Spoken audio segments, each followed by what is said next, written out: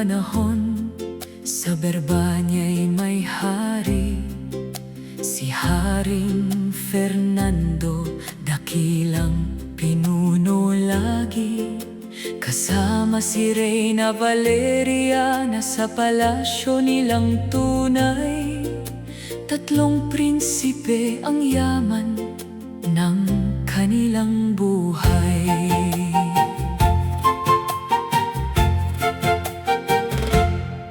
Isang gabi na naginip ang hari ng masaklap.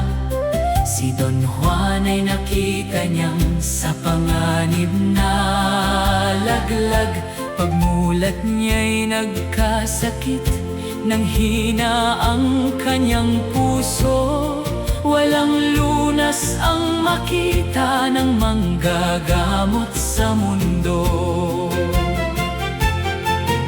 May isang ibong mahiwaga sa bundok Tabor nakatira. Sa punong Piedras Platas, doon siya namamahinga. 7 awit ang taglay niya, himalang di matutumbasan.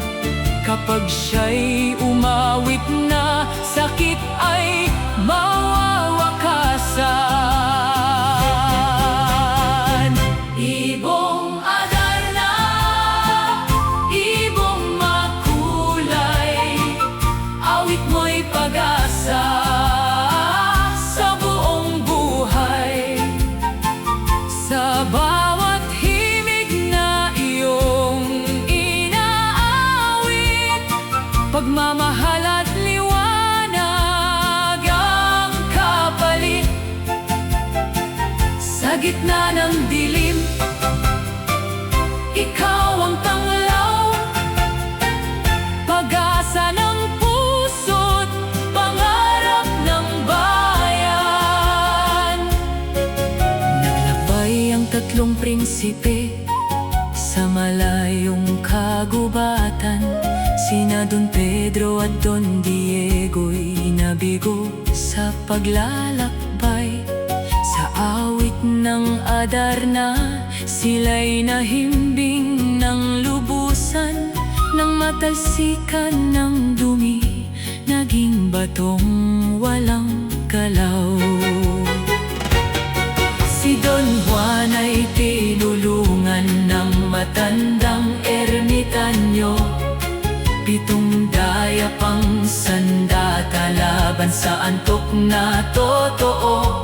Nahuli niya ang Adarna sa sipag at katapatan, ngunit inggit ng kapatid ang naging kabayaran.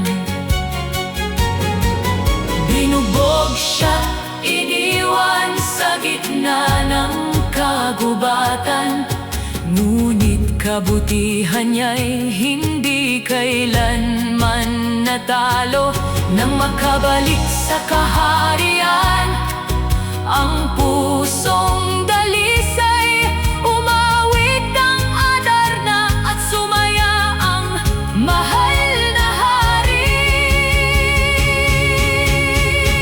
Ibong Adarna, himala ng langit, awit mong wagas ay pag-ibig ang hatid. Sa